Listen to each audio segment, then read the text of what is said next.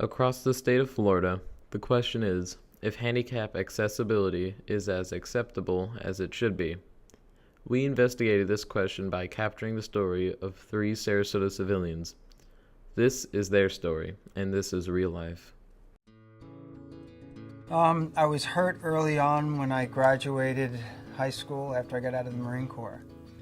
And I guess it was fortunate in the long run that it happened to me because I do pretty well with it.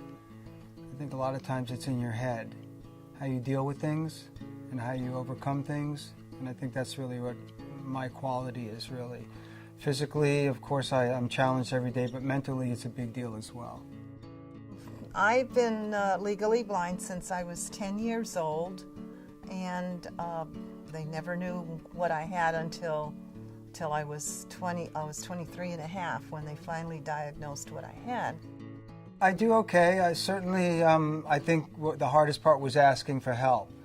At first, your initial reaction is you just can take care of it yourself. And then you realize, like the Beatles say, you get by with a little help from your friends. That's what you do, family and friends, and that's what I've done my whole life is learn to depend on other people, learn to accept their help.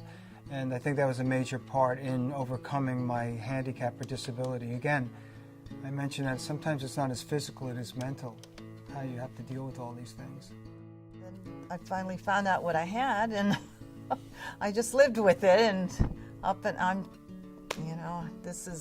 72 now, and so for many years I lived with it, and up until about 3 years ago, my eye doctor kept telling me about the lighthouse, and I thought, what am I going to learn there? Well, it took me to fall and trip on the sidewalk that broke my nose, and so I finally called the lighthouse, and they said, well, to come and take the class, to learn how to use the cane, I would have to take the classes, so that's what I did. I never knew this, but when you come to a crossing right there at the any place to cross the street, they have like little bumps there, and that's to tell us that there's a street there, so don't go, stop, don't try to cross. And after I saw that and learned about that, I couldn't believe everywhere. They're everywhere. Even I've seen them at the malls, when you come out of the mall, the stores, they'll have them there so that the people will know that there's a street there coming up. And, there's little things like that you learn about. That is a big issue today, is do we need more help from the government or less?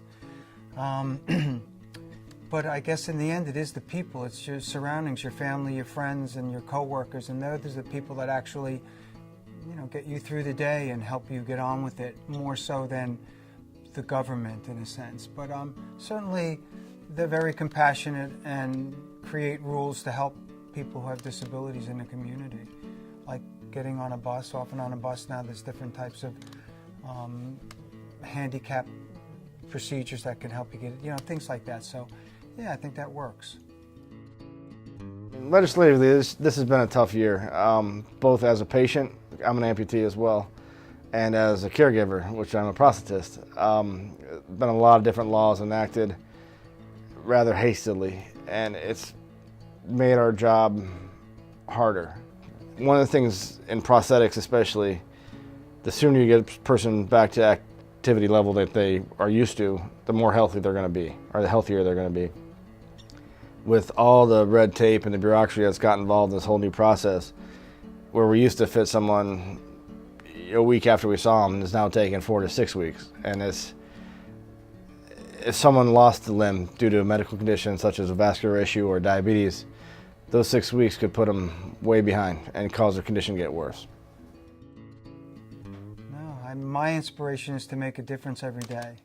That's what I do when I get up every day. I want to make a difference in somebody's lives, whether it's a soccer player, whether it's a student. That's my motivation, and also my family.